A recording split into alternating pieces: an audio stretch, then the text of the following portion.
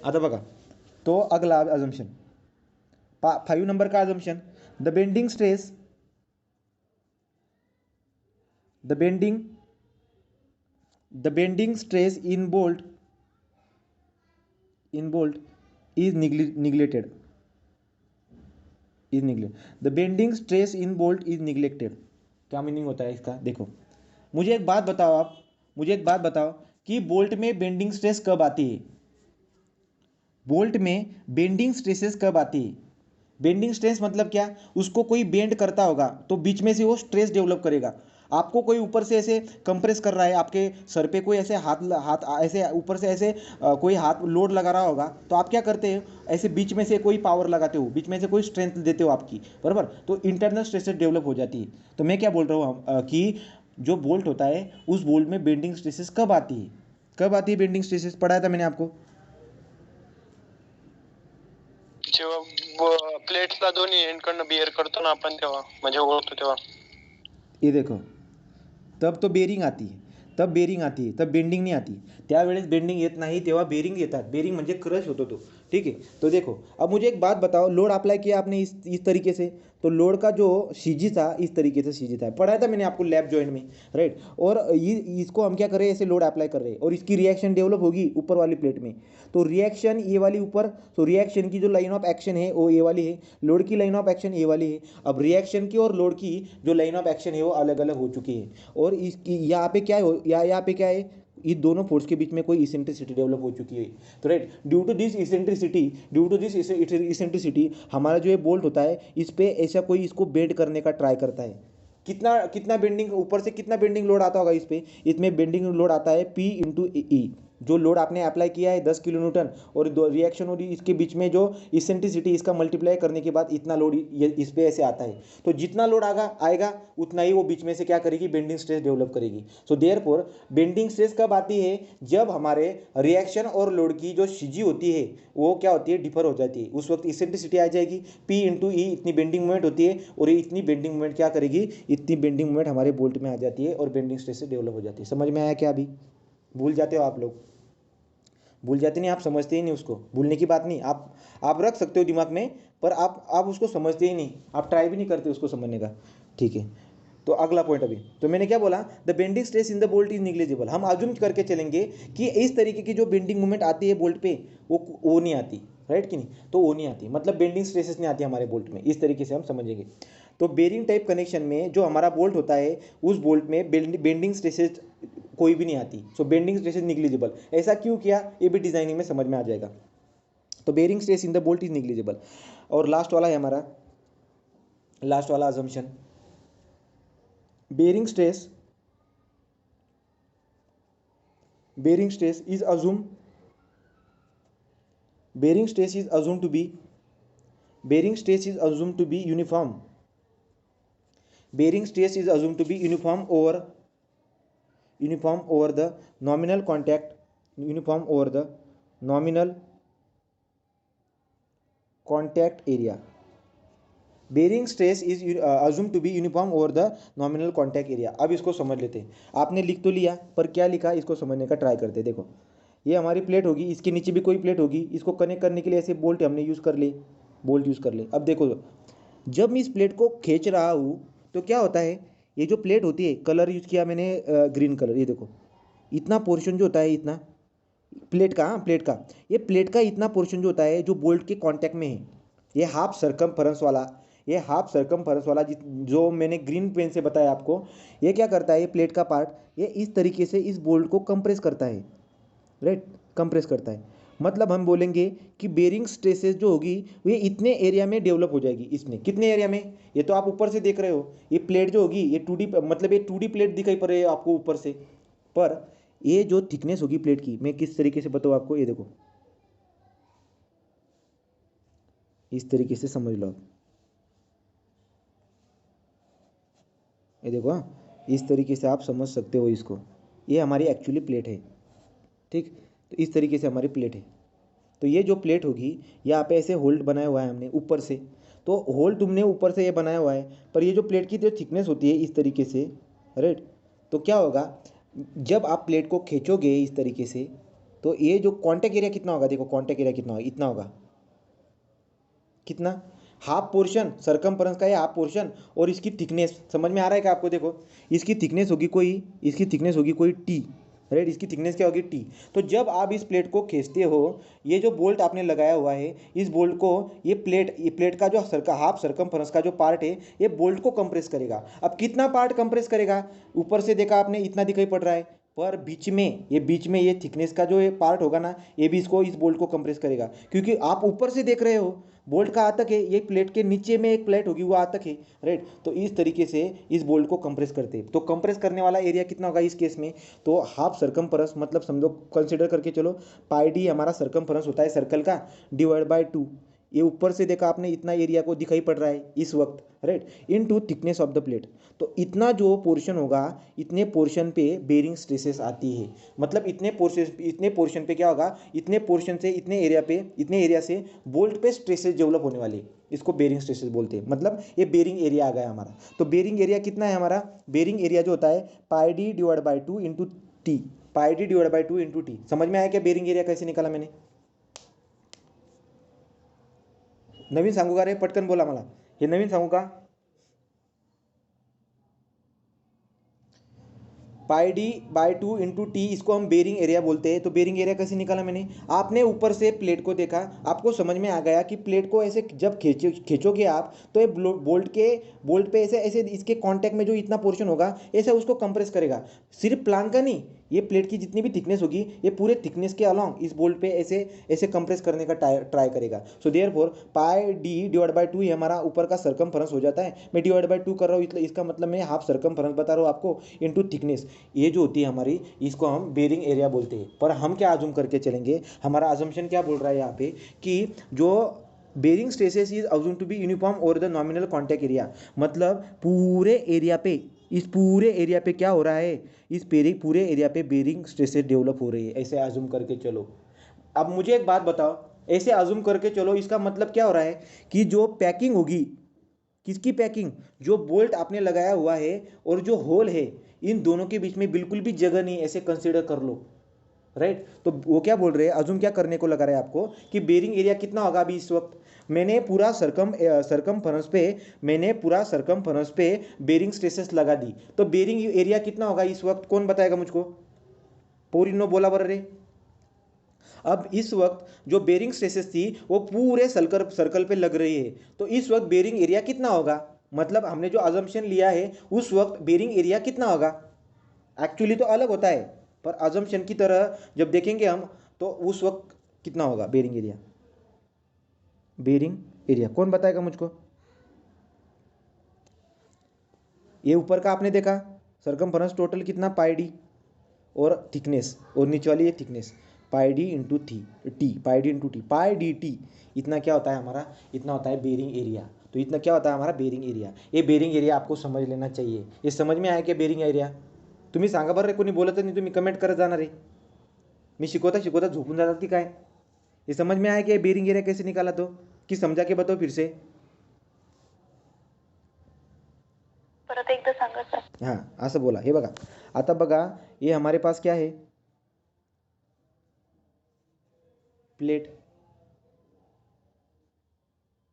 ठीक, इस तरीके से मैंने लोड लगाया, ठीक है। ये बात आपको समझ में आई क्या? ऐसी प्लेट है, आप ऊपर से देख रहे हो, इस प्लेट की कोई थिकनेस होगी, जो थिकनेस आपको दिखाई नहीं पड़ रही, थिकनेस नहीं दिखाई पड़ रही आपको, आप ऊपर से देख रहे हो, यहाँ तक की बात आपको क्लियर होगी। अब जब इस प्लेट को आप खींचोगे, इस प्लेट को जब आप खींचोगे, तो क्या हो जाएगा, ये बोल्ट है हमारा, ये बोल्ट है, तो प्लेट का इतना पोर्शन क्या करेगा, इस प्लेट को खींचने की वजह से इतना पोर्शन भी ऐसे इधर जाने का ट्राई करेगा। तो जब इतना पोर्शन इधर जाने का ट्राई करेगा, तो ये बोल्ट के कांटेक्ट में ज़्यादा आ जाएगा, इतना पोर्शन बोल्ट के कांटेक्ट में ज़्यादा आ जाएगा, और बोल्ट को ऐसा पुश करेगा, वो ये वाला पोर्शन भी ऐसे बोल्ट को ऐसे क्या करेगा, पुश करेगा, ऐसे ऐसे क्या करेगा, इसको पुश करेगा। समझ में आया क्या? जब इस प्लेट को आप खींचोगे, तो बोल्ट पे इतना पोर्शन जो है ना, ऐसा कंप्रेस करेगा उसको, बोल्ट को। ये वाली बात समझ में आई क्या आपको? बोलो जल्दी से, ये क्लियर हुआ? Yes sir. राइट। अब एक्चुअली जब देखोगे आप, तो ये प्लेट तो आप ऊपर से देख रहे हो, पर इस प्लेट की थिकनेस भी रहती है, किस तरीके से, इस तरीके से, ये ऊपर की प्लेट, ये हमने ऐसा बोल्ट लगा दिया, ये बोल्ट लगा दिया। तो जो ये ऐसा जो ये प्रेशर लगा रही है प्लेट इस बोल्ट पे, वो सिर्फ ऊपर से दिखाई नहीं देगी आप, मतलब ऊपर से नहीं, ये कांटेक्ट से भी हो रहा है। मतलब कैसे, इस तरीके से देखो, इस तरीके से यहाँ पे जो बोल्ट है इस पे भी क्या हो रहा है, इस पे भी ऐसे बेरिंग स्ट्रेसेस अप्लाई हो रहे हैं। मतलब through out the thickness of the plate, ये जो थिकनेस है प्लेट की, ये प्लेट की जो थिकनेस है, ये थिकनेस मतलब पूरी प्लेट बोल्ट को क्या कर रही है, ऐसे कंप्रेस कर रही है। आप तो ऊपर से देख रहे हो, पर इस प्लेट की कोई थिकनेस होगी, ये पूरी की पूरी प्लेट इस बोल्ट को कंप्रेस कर रही है, ऐसे देखो, ऐसे इतने हाफ पोर्शन में। ऐसा एक्चुअली होता है, ऐसा एक्चुअली होता है, पर हम अज्यूम करके क्या चल रहे हैं कि ऐसा नहीं। बेरिंग स्ट्रेसेस यहाँ पे भी पूरे सरकमफेरेंस की पे ऐसा बेरिंग स्ट्रेसेस डेवलप हो चुका है, राइट। इस तरीके से, इस तरीके से। तो ये जो बोल्ट होगा इसका बेरिंग एरिया क्या निकल के आएगा, जो सरकमफेरेंस होता है हमारा पूरा, इसको हम पाई बोल देते हैं, ये हमारा सरकमफेरेंस आ गया, राइट।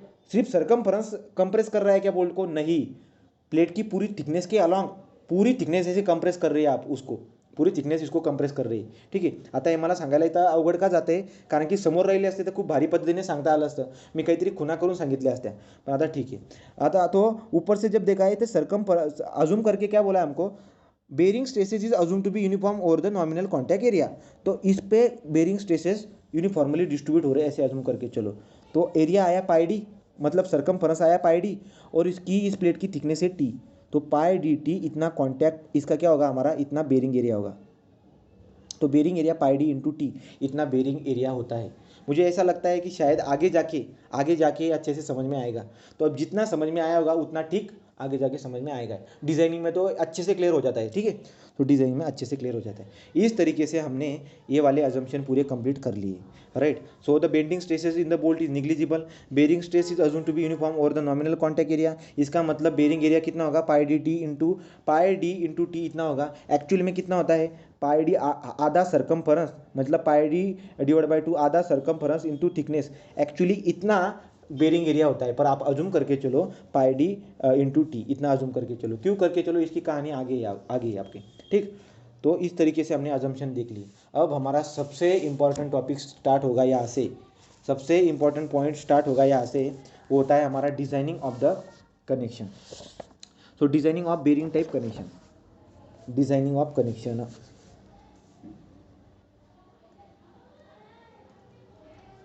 डिज़ाइनिंग ऑफ कनेक्शन, ये आपका सबसे इम्पोर्टेंट पॉइंट होगा।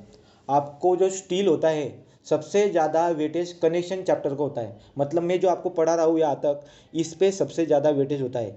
तो जो एक्चुअल पॉइंट होगा अभी, मतलब जो आपके क्वेश्चन बनते हैं एसपीपी में, वो यहाँ से बनने स्टार्ट हो गया अभी। देखो डिज़ाइनिंग ऑफ द कनेक्शन।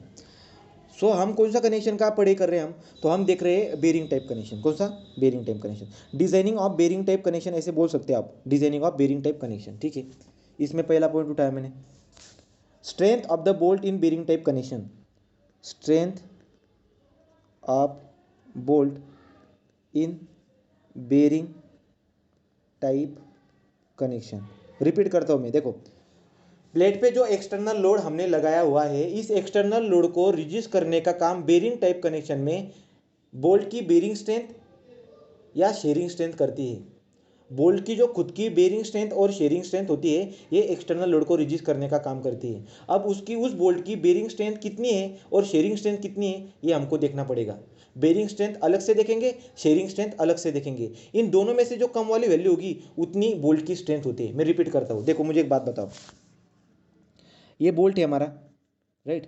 इस बोल्ट की शेयरिंग स्ट्रेंथ 10 है। शेयरिंग स्ट्रेंथ 10 है, मतलब क्या, एक्सटर्नल जो शेयर लोड, मतलब एक्सटर्नल जो लोड आएगा 10, उस 10 को ये वाला क्रॉस सेक्शन रिड्यूस कर सकता है। मतलब इसकी शेयरिंग स्ट्रेंथ जो है, ये शेयरिंग स्ट्रेंथ 10 है, मतलब एक कट नहीं होने वाला। पर जब 11 लोड हम अप्लाई करेगी इस बोल्ट पे ऐसे कट करने के लिए, जब 11 लोड अप्लाई कर दोगे तो ये बोल्ट क्या हो जाएगा, कट हो जाएगा। रिपीट करो अच्छे से, ये देखो, ये हमारा क्या है, ये बोल्ट है। हमने यहाँ पे ऐसे कोई चाकू लगा दिया और चाकू लगाने के बाद इसको कट करने का ट्राई कर रहे हैं हम। इस बोल्ट की शेयरिंग स्ट्रेंथ 10 है। तो आपने जब इस चाकू से लोड अप्लाई किया, 9 का लोड अप्लाई किया आपने, ये बोल्ट कट हो जाएगा क्या, बिल्कुल नहीं कट होगा। आपने क्या किया, इसकी शेयरिंग स्ट्रेंथ 10 है और आप इस पे लोड अप्लाई कर रहे हो 8 का लोड अप्लाई कर रहे हो, मतलब चाकू से आप उसको कट करने का ट्राई कर रहे हो और लोड अप्लाई कर रहे हो आप 8 न्यूटन का, 8 किलो न्यूटन, कोई भी यूनिट ले लो आप, ठीक। तो ये कट हो जाएगा क्या, बोलो मुझको। इसकी शेयरिंग स्ट्रेंथ है 10 और आप इस पर लोड अप्लाई कर रहे हो 8, ये बोल्ट कट होगा या नहीं, ये बोल्ट कट हो जाएगा क्या, सांगा रे, बोल्ट कट होईल का। याची शेअरिंग स्ट्रेंथ आहे 10 आणि तुम्ही त्याच्यावरती लोड अप्लाई करतात 8, हा बोल्ट कट होईल का, नहीं होगा ये कट। कब कट हो सकता है, शेयरिंग स्ट्रेंथ से जब ज़्यादा लोड आप इस पर अप्लाई करोगे, शेयरिंग स्ट्रेंथ कितनी है उसकी 10, पर जब आप 11 लोड अप्लाई कर दोगे इस वक्त ये बोल्ट कट हो जाएगा।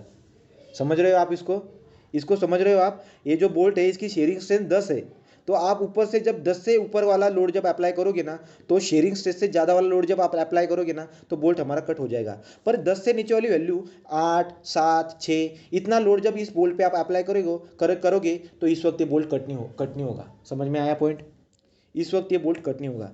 तो ये हमारी शेयरिंग स्ट्रेंथ के बारे में ऐसे डिस्कस करते हैं हम। दूसरा पॉइंट क्या होता है कि ये जो बोल्ट है हमारा, इस बोल्ट की बेरिंग स्ट्रेंथ जो है ये 9 है, इसकी बेरिंग स्ट्रेंथ कितनी है, 9 है। मतलब क्या, जब 9 से ऊपर जब आप लोड अप्लाई करोगे इस बोल्ट पे, तो ये बोल्ट हमारा क्या हो जाएगा, बेयर हो जाएगा, ऐसा बेयर हो जाएगा, ऐसा इस तरीके से ऐसा बेयर हो जाएगा। तो बेयर हो जाएगा, इसमें बेरिंग स्ट्रेसेस जो है वो बेरिंग स्ट्रेस मतलब बेरिंग भी फेल हो जाएगा ये, राइट। जब 9 से ज़्यादा इतना लोड आ जाएगा तब हमारा बोल्ट बेरिंग में फेल हो जाएगा, इस तरीके से दिखाई पड़ जाएगा। पर 9 से, अब इसको समझाने के लिए मैंने आपको मैंने एग्जांपल भी दी थी, फिंगर की एग्जांपल। जब फिंगर का जो मसल होता है, लोड अप्लाई करने के बाद फिंगर का जो मसल होगा वो जब कंप्रेस हो जाता है, राइट, तो बोलते हैं हम हमारा फिंगर बेरिंग में फेल हो चुका है। और हमने इतना ज़्यादा लोड अप्लाई कर दिया कि हमारा मसल और बोन दोनों के दोनों कट हो चुके हैं, मसल भी और बोन भी, ये दोनों के दोनों कट हो चुके हैं। इस वक्त हम क्या बोलेंगे कि हमारी फिंगर शेयरिंग में फेल हो चुकी है। सेम स्टोरी यहाँ पे होती है। तो जब बोल्ट का एक्सटर्नल पोर्शन थोड़ा कंप्रेस हो जाएगा तो इससे बोलेंगे हम हमारा बोल्ट बेरिंग में फेल हो चुका है, इस तरीके से, राइट। तो मुझे एक बात बताओ, इस बोल्ट की स्ट्रेंथ, शेयरिंग स्ट्रेंथ थी 10, बेरिंग स्ट्रेंथ थी 9, तो इसकी स्ट्रेंथ कितनी होगी, तो इस बोल्ट की स्ट्रेंथ कितनी होगी, तो इसकी स्ट्रेंथ होगी 9। क्यों, क्योंकि हमारा बोल्ट शेयर में भी फेल नहीं होना चाहिए और बेरिंग में भी फेल नहीं होना चाहिए। क्यों, क्योंकि जब शेयरिंग में बोल्ट फेल हो जाएगा या बेरिंग में बोल्ट फेल हो जाएगा तो पूरा का पूरा कनेक्शन फेल हो जाता है। इसके लिए बोल्ट ना तो शेयरिंग में फेल होना चाहिए ना बेरिंग में, right. So bolt should not be fail in a shear and excessive bearing should not be there. समझ में आया क्या पॉइंट, इस पे बेरिंग भी नहीं होनी चाहिए और फिर किसका, हमारा जो शेयरिंग फेल्योर है, शेयरिंग फेल्योर और बेरिंग फेल्योर दोनों तरह की फेल्योर होनी नहीं चाहिए। इसके लिए हाँ, इस बोल्ट की स्ट्रेंथ कितनी होगी, अभी 9 होगी सिर्फ। मतलब इस पे आप कितना लोड अप्लाई करो, सिर्फ 9 इतना अप्लाई करो। क्योंकि जब आप 9, 8, 7, 6 इतना जब आप लोड अप्लाई करोगे तो ना तो ये शेयरिंग में फेल होगा ना तो ये बेरिंग में फेल होगा। समजते का काय बोलतो मी तर, नवीन सांगा। हे बघा, हा बोल्ट है, ये बोल्ट है हमारा, इस बोल्ट की शेयरिंग स्ट्रेंथ है 9 और बेरिंग स्ट्रेंथ है 9, तो राइट, शेयरिंग स्ट्रेंथ है 9 और बेरिंग स्ट्रेंथ है 9। तो इसके ऊपर हम इसको हमने डिज़ाइन करने के लिए मतलब क्या, इस पे जो लोड लगा रहे हैं हम, इस पे जो लोड आ रहा होगा एक्सटर्नल लोड, ये 10 आ रहा होगा, तो हमारा बोल्ट सेफ रहेगा क्या, बिल्कुल भी नहीं, हमारा बोल्ट फेल हो जाएगा। किस में फेल होगा, कौन बताएगा मुझको। जब इस बोल्ट पे 10 किलो न्यूटन 10 यूनिट का जब फोर्स आएगा तो बोल्ट किस में फेल होगा, शेयरिंग में या बेरिंग में। प्रतीक्षा सांग बरं का, हा बोल्ट कशात फेल होईल, जर या बोल्टवरती 10 बेरिंग में फेल होगा। शेयरिंग में क्यों नहीं होगा, क्योंकि उसकी उतनी स्ट्रेंथ है लेने की, राइट, इस तरीके से। सो देयरफॉर आप क्या करो, इस बोल्ट को डिज़ाइन करो किसके लिए, एक कम वाली वैल्यू के लिए। सो हम क्या बोलेंगे, तो आप अच्छे से लिख लो आप। इसके लिए IS कोड में हमें पूरे क्लॉज दिए, तो आपको रटने की तो कोई ज़रूरत नहीं है, आपके पास IS कोड होता है, उससे हम इंफॉर्मेशन निकाल लेते हैं। पहला पॉइंट, डिज़ाइन स्ट्रेंथ